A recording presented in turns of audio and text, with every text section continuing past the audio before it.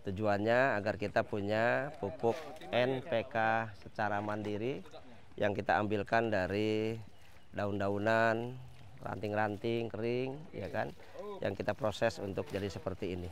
Ya, sama prosesnya tadi teman-teman seperti kelompok Nogokoyo. Mana Pak Ketuanya nih? Oh ya. Gimana Pak Ketua? Kira-kira ini pembuatannya sulit apa enggak ya Pak Ketua nih? Mudah kalau banyakan, kalau sendiri capek. Ya harus mau capek lah, masa nggak mau capek gimana ya? Orang kota, Pak. Orang kota ya. Ada yang bisa bantu kira-kira kenapa kita mesti buat begini? Coba monggo, ada yang bisa berikan jawaban kira-kira? Daripada dibakar. Daripada dibakar yang pertama. Terus apa lagi? Sebagai media tanam nantinya kalau kita mau nanam. Iya, sebagai media tanam kalau kita mau nanam-nanam. Terus apa lagi? Mas hitam. Membuat mas hitam ya, boleh. Terus apa lagi? Lingkungan bersih gitu aja, Pak. Lingkungan bersih ya kan. Ada lagi? Menjadikan bermanfaat. Menjadikan bermanfaat gitu ya. Oke. Manfaatkan apa yang ada di sekitar kita. Oke, ya. Baik, Pak. Sebentar ya, saya bantu sedikit menyimpulkan. Jadi pembuatan ini sebenarnya tujuannya besar. Contoh, ketika teman-teman mau garap lahan, sebentar Mas ya. Mau garap lahan nih di lahan baru dibuka ataupun lahan yang sudah ada, kan biasanya banyak rumput-rumput ya kan. Nah, itu daripada kita buang, daripada kita bakar, kita proses seperti ini. Ini kalau kita buat seperti ini jadinya itu bisa 2-3 bulan bahkan sampai 4 bulan tergantung jenis-jenis daunan yang kita masukkan. Kalau kita katakan jadinya 3 bulan, berarti butuh waktu 90 hari. Kalau teman-teman mau punya pendapatan harian yang pupuknya tanpa beli, katakan gitu kan. Makan kalau dedak itu pun kita nggak sarankan secara beli gitu kan. Kalau punya ganti aja dengan air cucian beras. Kecuali memang stok air cucian berasnya kurang, boleh. Karena kan tujuannya kan ini untuk hanya memberi pakan bakteri ya kan. Nah bahkan tanahnya kalau bisa itu ditaburnya itu dari kompos yang sudah jadi. Kalau nggak mau beli, cari gapuran bambu. Kemarin kan kita udah praktek kan, iya tanah gapuran bambu yang buat di sininya ya. Jadi kalau nanti kita butuh panennya itu 90 hari baru jadi, berarti kita kalau mau bikin 90 seperti ini. Iya sebelum iya. Jadi setiap hari bikin satu selama sebanyak 90 tempat praktek ini. Sehingga tiap hari bisa panen pupuk yang bisa dibawa ke lahan pendapatan harian. Contoh kayak tadi kan, kita bikin SOP pembuatan NPK padat urea cair. Pak, saya kesulitan cari kotoran urin, kotoran kambing, kotoran ayam gitu kan. Atau yang ada yang sulit petelurnya, ada yang sulit kohe ayam pedagingnya. Nah tinggal teman-teman lihat aja kelompokan, saya mau bikin NPK alami. Cari aja tanaman-tanaman yang mengandung unsur N itu apa. Tanaman-tanaman yang mengandung unsur N yang paling gampang lamtoro, katakan gitu kan. Indigofera. Jadi biasanya tanaman-tanaman yang tinggi N-nya itu proteinnya tinggi, yang biasanya buat pakan kambing dan sebagainya. Kemudian bisa ngambil juga teman-teman dari Indigofera gamal, claresidi. Ya, pokoknya dicari tanaman-tanaman yang mengandung N tinggi, berarti sudah ada unsur N-nya di situ. Kemudian tanaman-tanaman yang mengandung P, ya kan? Dari mana tuh? Oh, ada bau pisang, batang pisang segala macam. Itu bisa dimanfaatkan ke situ. Ditambah dengan rumput-rumput yang ada di sekitar situ, dimasukin semua ke situ. Dia lebih senang, lebih bahagia dijadikan manfaat seperti itu daripada diracuni suruh mati kan gitu kan, tanpa ada manfaat. Terus unsur K-nya teman-teman bisa ngambil dari mana unsur K-nya? Oh, unsur K-nya bisa ngambil dari ya ranting kering, kayu-kayu kering itu kan K itu Pak. Kayu kan gitu kan, berarti K ya kan. Unsur K-nya itu bisa ya. Jadi tujuannya supaya kita secara alami sudah punya NPK. Nah, begitu panen. Itu N-nya tinggi. N-nya tinggi. Itu K-nya juga ada juga sebenarnya kan. Kalau nangka itu ya ada N-nya, ada K-nya kan gitu kan. Gitu. Jadi itu juga bisa dimanfaat pokoknya yang ada di sekitar lahan. Kayak daun-daun begini yang ada manfaatannya semua. Nah, ranting kering kita taruh di bawah itu tujuannya ketika ada air masuk, dia langsung turun ke bawah. Tidak menggenang gitu kan, tidak menggenang. Kalau menggenang itu nanti kayak tanah gambut, susah busuknya. Bisa paham ya? Daunnya ada, padahal itu bakal pupuk tuh. Tanah gambut itu bakal pupuk luar biasa, tapi belum jadi kompos. Masih proses terus karena terendam oleh air. Kalau terendam air kan kita fermentasi, katakan kita taruh wortel aja di air cucian beras yang kita tutup kan masih bentuk wortel terus kan, nggak berubah-berubah. Padahal yang kita harapkan ini nanti suatu saat jadi pupuk kompos jadi ya. Bisa dipahami teman-teman? Ya, jadi ini kelihatannya sederhana, tapi ini solusi sebenarnya. Cuman hanya kendalanya sekarang petani itu kan males. Lihat lahan banyak rumputnya udah habisin gitu aja ya kan, dibakar, kadang disemprot pakai herbisida dan sebagainya. Padahal dia sedang mematikan bakteri biota tanah yang ada di dalamnya, penghuni-penghuni tanah yang di dalamnya. Ini kan kejahatan sebenarnya kan. Nah, karena kita tidak mengerti, karena kita tidak memahami, akhirnya kita tidak dapat manfaat apa-apa. Hari bergantung beli terus gitu ya. Nah, ini bisa diajarkan ke teman-teman yang benar-benar nol modalnya. Kan tidak semua petani punya modal masalahnya. Betul kan? Nah, ini harus kita sentuh sampai level sana. Pelatihan Pak Bayu ini bagusnya di situ teman-teman. Jadi bisa untuk orang yang berduit ya bisa, orang yang nggak punya sama sekali ya bisa. Nggak ada kendala, tinggal maunya aja tiap hari bikin selama 90 seperti ini kan lama-lama punya tiap hari panen ya. Dikumpulkan dulu pupuknya, ya kan? Kemarin kami tegaskan, kalau pengen pertaniannya bagus, seriuslah membuat amunisinya gitu kan, membuat pupuknya dan sebagainya. Ini salah satu bentuk kita keseriusan dalam mengolah pertanian. Oke, jelas ya? Masih semangat? Ya. Petani BSM siap, mandiri, sejahtera. Oke, lanjutkan, silahkan teman-teman. Oke, ayo. Ini apakah nggak dibungkus keliling ini pakai terpal nggak? Enggak usah, terbuka aja dia mah. Itu bisa dilihat contohnya di sana. Yang tadi Pak Ketua kita ajak ke sana itu. Nggak usah, udah. Biar alam yang memproses. Anu bayanganku selama ini buat kotak bikin air. Terpalnya taruh gini. Itu prosesnya saya kemarin.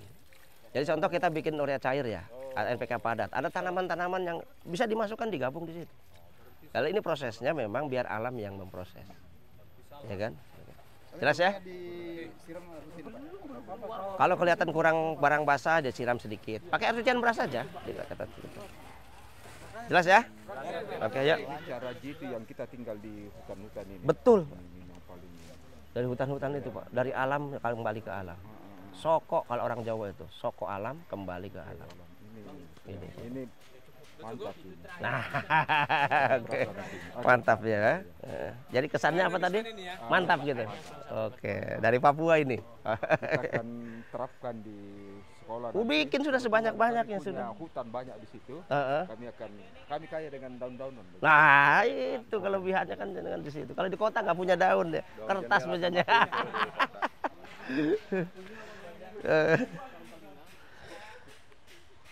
Oke. Oke. Mana semangatnya SBM nih?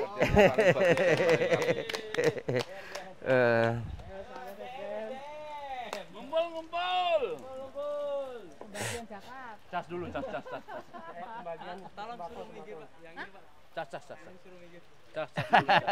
Cas dulu mati nanti. Malu-maluin nanti. Kamera kok mati gitu. Baterainya. Oke, semangat nih tim SBM. Semangat. Luar biasa. Hari ini sedang buat apa di Pak Ketua nih?